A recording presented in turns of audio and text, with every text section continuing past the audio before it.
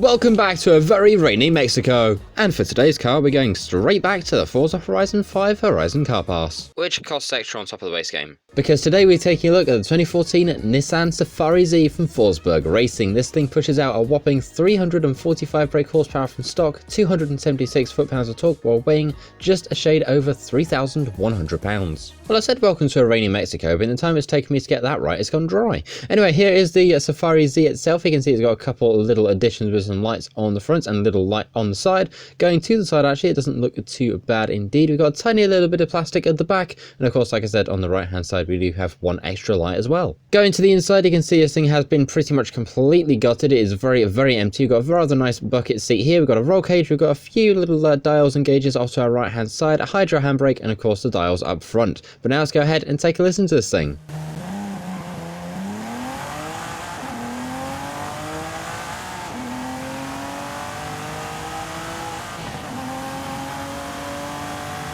So here we are now over in the upgrade shop. Let's go ahead and jump straight over to conversion and over to engine swaps to see what we've got. And we've got a lot available for this thing, including the 6.2 litre V8. We have ourselves a 2 litre inline 6 twin turbo. We have ourselves a 1.6 litre inline 4 turbo rally. We've also got a 3.8 litre V6. We've got ourselves a racing 3 litre inline 6 turbo. We have ourselves a 3.5 litre V8 twin turbo alongside the 4.8 litre V10. And finally, the racing a 7.2 litre V8. Now that's a lot of engine swaps. As for drivetrain, you can go ahead and make this thing all-wheel drive, which I think we might do in just a bit. And if you want to add a twin turbo or supercharger to the stock engine, then you can do that too. Now at this point I would go, here's some of the aero for the car, but as we can see looking around this thing, if I can just find a way to look around it, we've got some aero already on the front, and then going to the back, we have some aero already on here as well. So in the meantime, we're going to jump straight over to the first of Max tunes for today. This is a little bit of a rally build, so let's go ahead and bring up the share code. There it is, feel free to grab that for yourself. We're going to go ahead, download and install, and see what we've got to work with. So with these upgrades, we're now just under £3,000 at £2,917 in weight, with nearly 470 brake horsepower all the way at the top of A class. Game, I swear, don't crash.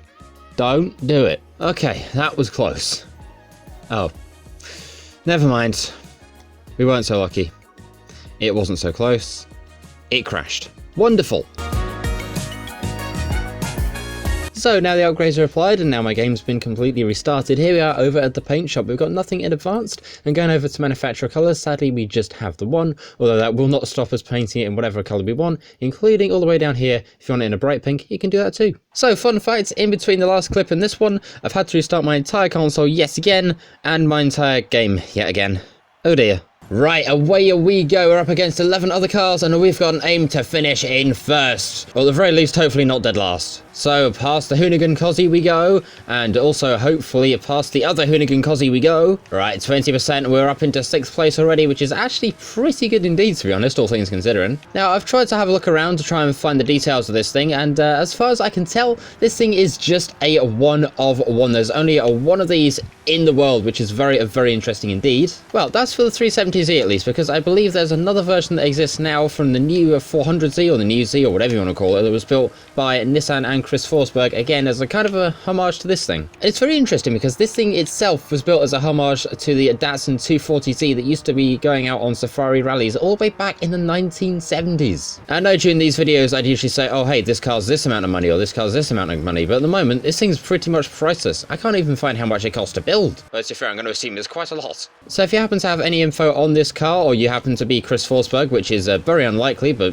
you never know, he might be watching. And if he is, I'd love to know a little bit more about the SafariZ, because I've got to say, it does look like a really cool car. Anyway, all that waffle out the way, because the finish line is there, and across we go with a very much deserved first place, and a time of 2 minutes 21.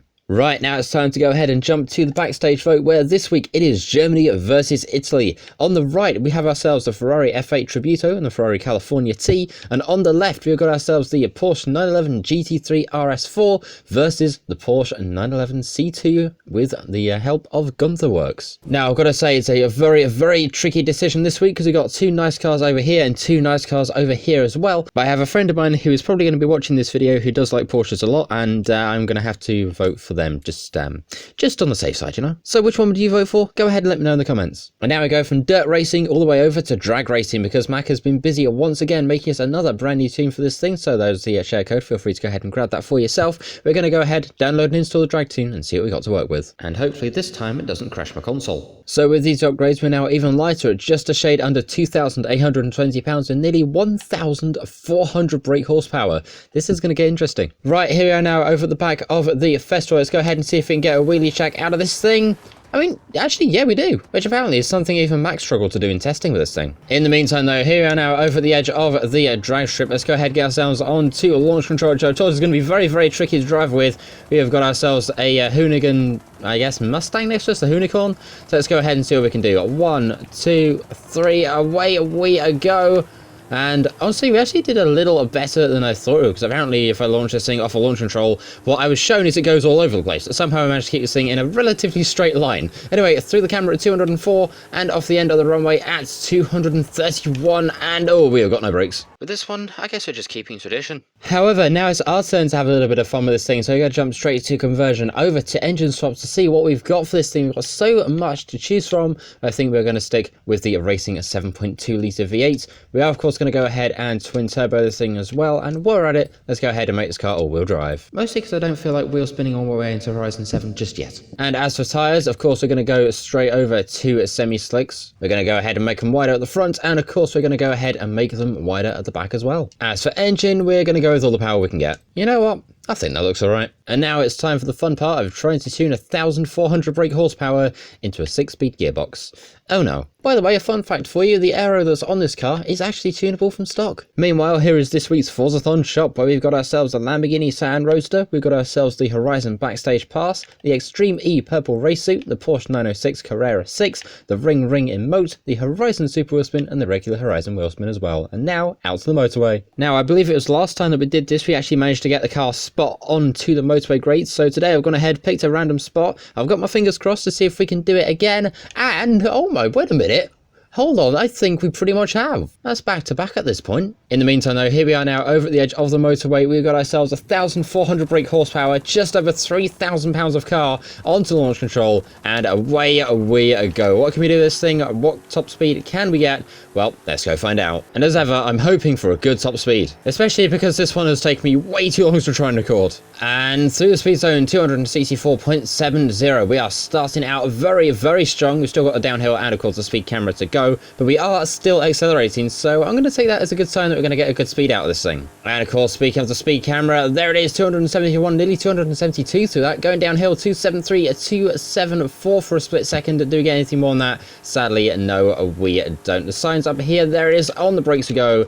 Let's try and see how quickly we can get from 274 down to nothing, and to be honest, I think we did a good job. Oh, now we've got one more thing to do. Like every other car we've got, that thing that we've got to do is to go ahead and sling this thing sideways and hope for a good score indeed. And to be honest, 40,000 on the first run is not too bad. It's certainly more than I thought we'd get. However, can we beat 40.3 thousand? Let's go ahead and find out, because it is of course time for run number 2, where we throw it back the other way and really hope for the best. Going out the other way, we've got ourselves 38,619 points. Not as good as run number 1, but still pretty decent. However, that is this video on the Chris Forsberg Racing Nissan SafariZ 370Z Racing Rally Tribute. What a name! I've got to say, it's a very long name indeed. And if I actually go into the pause menu, you can see it starts overlapping parts of the UI, which is insane. Like I said at the start though, if you want one of these for yourself, you can get it via the Horizon Car Pass, and unfortunately it is a little bit extra on top of the base game,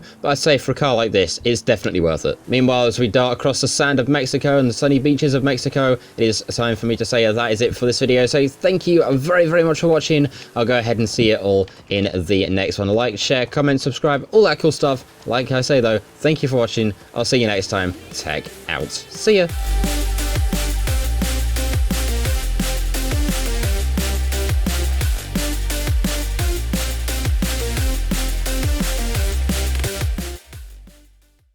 I wonder what they'll add in Horizon 6.